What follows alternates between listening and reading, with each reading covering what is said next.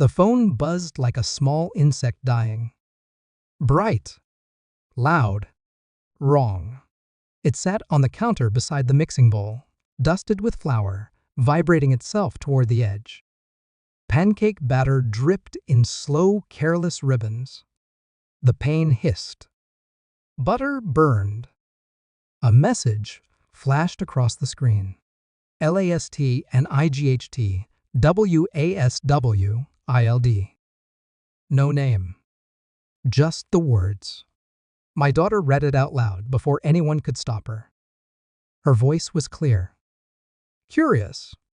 10 years old and already learning how accidents work. Mommy, she said, tilting her head. Who is Brad? Time fractured. The pan slipped from my wife's hand. Metal kissed tile. The sound was violent, final. She didn't scream. She didn't move. She just stared at the phone like it had bitten her.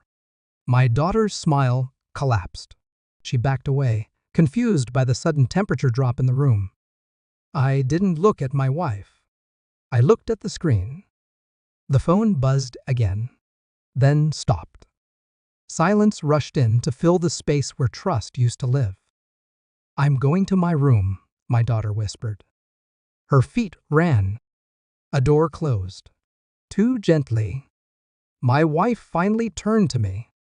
Her mouth opened. I raised one finger. Not yet. Inside me, something ancient and patient woke up. I had just been invited into a war I didn't start. She said my name like it was a life raft. I watched her lips move and cataloged everything else, instead the tremor in her hand, the way her eyes avoided the counter, the phone face down now, as if shame could be smothered. I nodded once. Slowly. It calmed her. That was the first lie I told that morning. I took the pan off the stove, turned off the heat, opened a window. Normal motions. Husband motions. The kind that suggest continuity. Inside, I was already filing evidence. Brad. Not a coworker. I knew them all. Not a cousin. Not a ghost from before me. She'd paraded those stories like trophies in the early years. This was new. Careless. Loud. A man bold enough to text at breakfast. Bold enough to risk a child reading it. My wife talked. Apologized without details. Explained nothing while promising everything. I let the words pass through me like smoke. I kissed her forehead before leaving for work. Her relief tasted metallic. In the car, I sat with my hands on the wheel and laughed once. Short. Dry. It sounded like a mistake. 10 years of marriage don't collapse. They corrode. Quietly. You don't notice until something finally snaps. Brad wasn't the betrayal. Brad was the punctuation. I didn't confront her. I sharpened myself instead. Phone records. Shared cloud backups she forgot existed. A deleted conversation resurrected like a corpse with something to say. Late nights explained by meetings that never happened. A hotel receipt tucked into a jacket pocket, careless again. I watched her more than I ever had when I loved her. How she showered immediately after work dinners. How she angled her phone away from the table. How she flinched when our daughter asked innocent questions. I smiled, packed lunches, did homework, lived the role perfectly.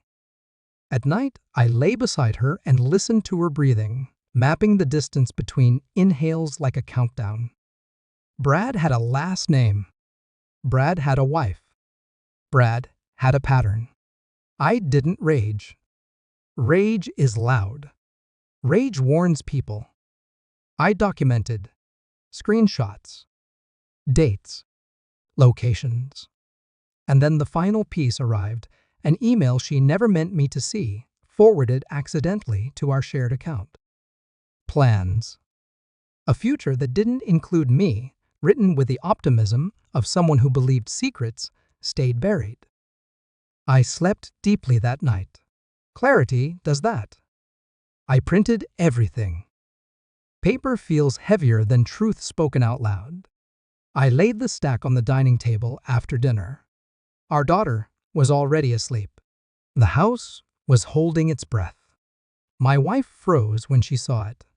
I didn't sit. "Who's Brad?" I asked. She cried immediately. Full collapse. Words tripping over each other.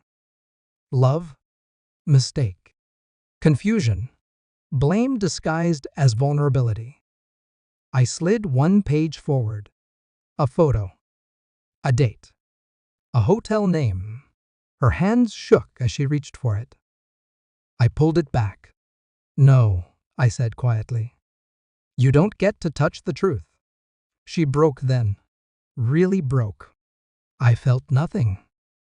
That frightened her more than anger ever could. I had already spoken to a lawyer. I had already spoken to Brad's wife. I watched my own confession travel across her face in stages: hope, fear, realization, devastation. "You told her?" my wife whispered. I nodded. I handed her one final document. Custody terms. Temporary. Favorable to me. "I'm not taking our daughter from you," I said. "I'm removing her from chaos." She fell to her knees. I stepped back. Control is distance.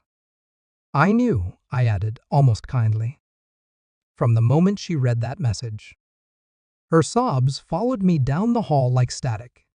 I tucked my daughter in that night. She asked if everything was okay. I told her the truth. Carefully, gently, that adults make choices. That some choices change houses, not love. She believed me. That was the last lie in the house. Weeks later, I stood alone in a new kitchen, sunlight cutting clean lines across the counter. No buzzing phone, no pancakes burning, just quiet. I don't hate my wife. Hate requires attachment. What I feel is lighter than that. Brad texts stopped coming. So did her apologies. Some truths don't need forgiveness. They just need exposure.